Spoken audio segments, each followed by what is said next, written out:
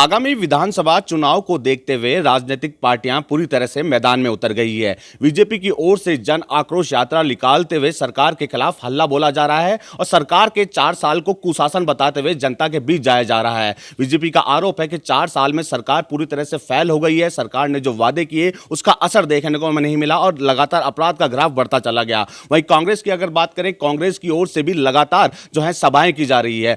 संक्रांत के बाद जो है सचिन पायलट की ओर से ताबड़तोड़ सभाएं की जाएगी और जनता के बीच संपर्क साधने की कोशिश की जाएगी। वहीं कांग्रेस की ओर से हाथ जोड़ो यात्रा भी निकाली जा रही है। ब्लॉक स्तर पर ब्लॉक अध्यक्ष को जिम्मेदारी दी गई है। जिला अध्यक्ष और ब्लॉक अध्यक्ष की नियुक्ति के बाद जिला समन्वय की भी नियुक्ति कर दी गई है। तो अलग अलग जिम्मेदारियां देते हुए हाथ जोड़ो यात्रा को सफल बनाने की कोशिश की जा रही है। 2 महीने तक यह हाथ जोड़ो अभियान चलेगा। इसके साथ साथ ही बीते दिनों देखने को मिला था यूथ कांग्रेस की कार्यकारिणी को भंग कर दिया गया था। अब यूथ कांग्रेस की कार्यकारिणी बनाने के लिए मेंबरशिप अभियान की शुरुआत कर दी गई है। हालांकि समय कम बचा है जो विधानसभा चुनाव में, ऐसे में जनता के बीच जाकर कांग्रेस सरकार एक रिपोर्ट कार्ड तैयार करने में लगी है कि 4 साल में सरकार की किन किन योजनाओं का असर जो है जनता के बीच देखने को मिला। प्रशासनिक अधिकारी भी जो है पूरी तरह से फील्ड में उतर गए हैं। ग्रामीण क्षेत्रों की अगर बात करें, ग्रामीण क्षेत्रों में जाकर जनता से संपर्क साधने की कोशिश की जा रही है और इसके साथ साथ ही सरकार की ओर से महिलाओं को मुफ्त जो है स्मार्टफोन भी दिए गए थे। उसके जरिए जो महिला हैं उनसे भी जो है जो फीडबैक मांगा गया था। सरकार लगातार प्रयास करने में लगी है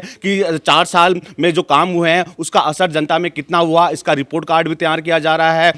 साथ ही साथ अलग अलग मंत्री अपने क्षेत्र में जाकर सभाएं भी करने में लगे हैं, क्योंकि मुख्यमंत्री अशोक गहलोत ने कहा था कि 4 साल में हमारी योजनाओं का असर जो है जनता में देखने को मिला। जनता भी सरकार के 4 साल के कार्यकाल से खुश है और आगामी विधानसभा चुनाव में कांग्रेस फिर जीतकर सत्ता में आएगी। लेकिन विपक्ष जो है लगातार सरकार पर आरोप लगाने में लगा है कि सरकार की एक भी योजना का असर देखने को नहीं मिला। केवल कुर्सी बचाने के लिए जो है कांग्रेस लड़ती रही। कांग्रेस के जो मंत्री है जो है होटलों में कैद रहे। जनता पूरी तरह से हताश हुई। महिला उत्पीड़न के मामले लगातार बढ़ते चले गए। मुख्यमंत्री खुद गृह मंत्री हैं लेकिन सूद नहीं ले रहे हैं। पुलिस जो है पूरी तरह से नाकाम हो गई है। दूसरे राज्यों से अपराधी राजस्थान में शरण ले रहे हैं।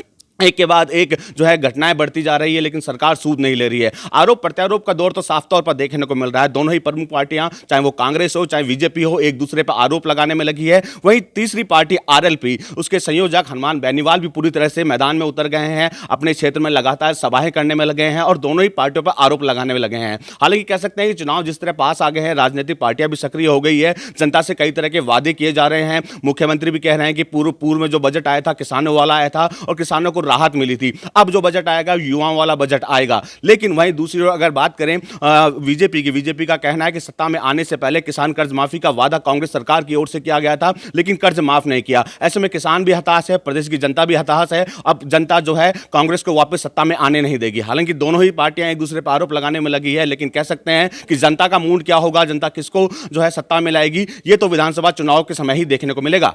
बसंत पांडे, टीवी 9 जयपुर।